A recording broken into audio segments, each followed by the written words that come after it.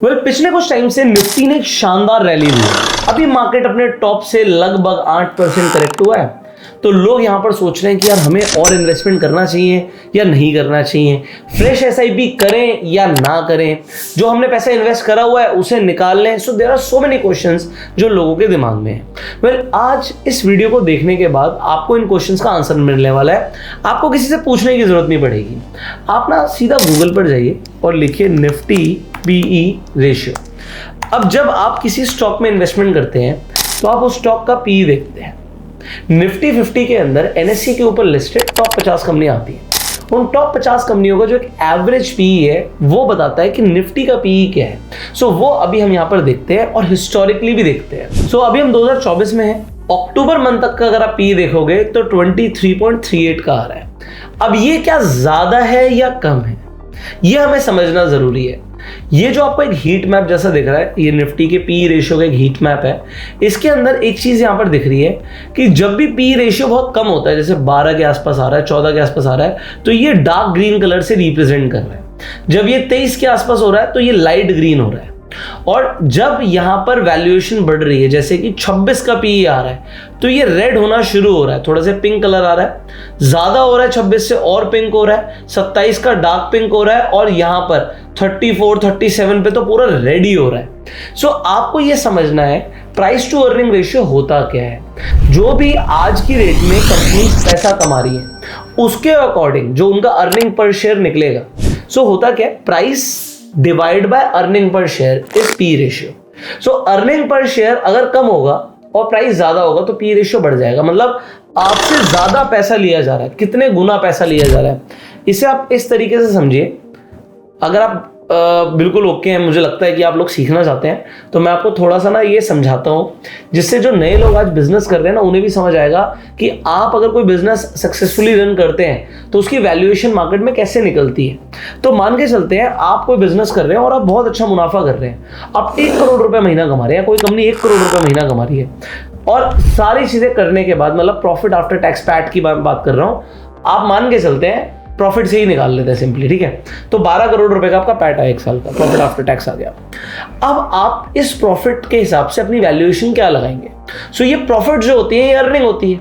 तो जो अर्निंग आई है आपकी, ये 12 करोड़ की अर्निंग आई है। जब आप मार्केट में डिमांड करते हो वैल्यूएशन, तो आप कहते हो जी मुझे 20 गुना की 25 गुना की वैल्यूएशन चाहिए।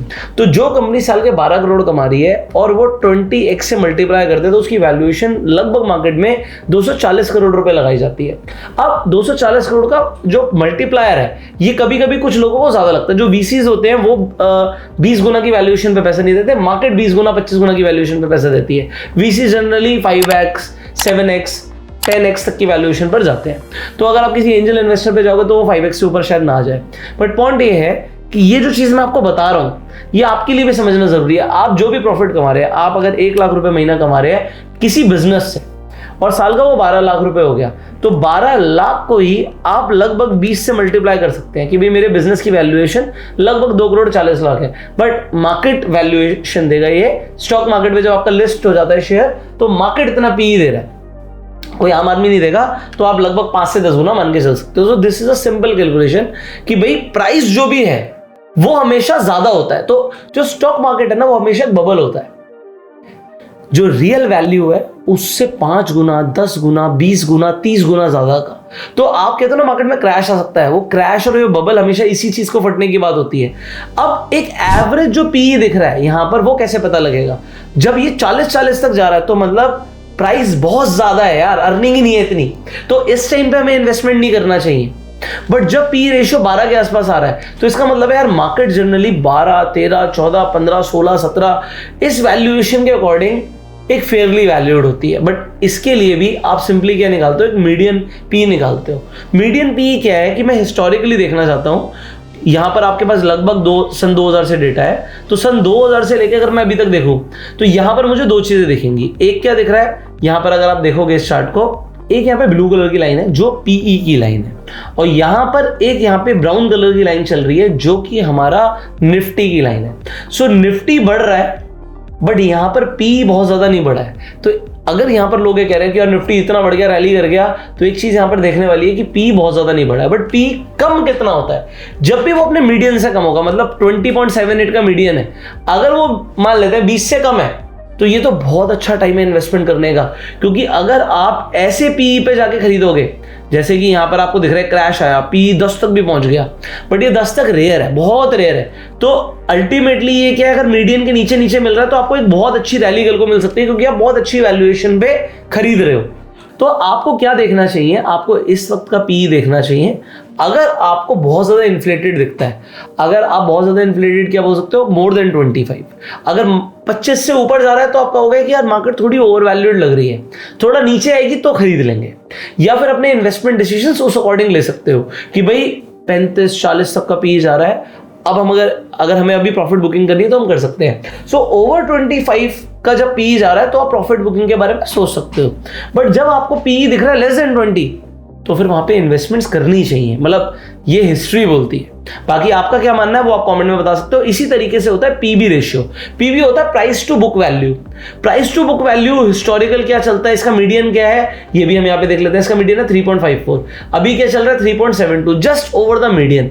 अगर ये 3.5 से नीचे आपको दिखता है तो ये राइट टाइम हो सकता है आपके लिए इन्वेस्टमेंट करने का। अब हमें लास्ट ये कब दिखा था, ये हमें लास्ट दिखा था 2023 में, और जब ये मिला था उसके बाद मार्केट ने ऑलरेडी रैली दिया ही है।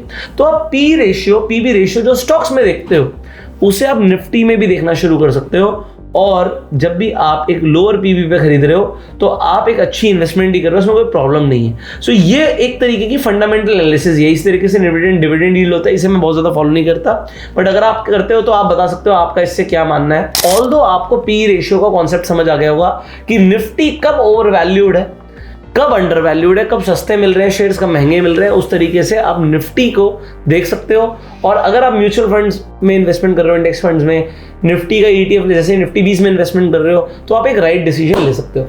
फाइनली आपको क्या लगता है इस वक्त मार्केट ओवर वैल्यूड है, अंडर वैल्यूड है, कहां जा सकती है, कमेंट करके जरूर बताइएगा। फाइनली अगर आप स्टॉक मार्केट में नए हैं तो आप फ्री में जाके अपना डीमैट अकाउंट खुलवा सकते हैं, आपको लिंक डिस्क्रिप्शन और पिन कमेंट में मिल जाएगा। इनफैक्ट आप रेफर अर्न करके भी एफिलिएट इनकम अर्न कर सकते हैं, और फिर चाहे तो उसकी भी SIP शुरू कर सकते हैं। वेल्थ तो आप क्रिएट करेंगे ही, मुझे ऐसा लगता है पर्सनली।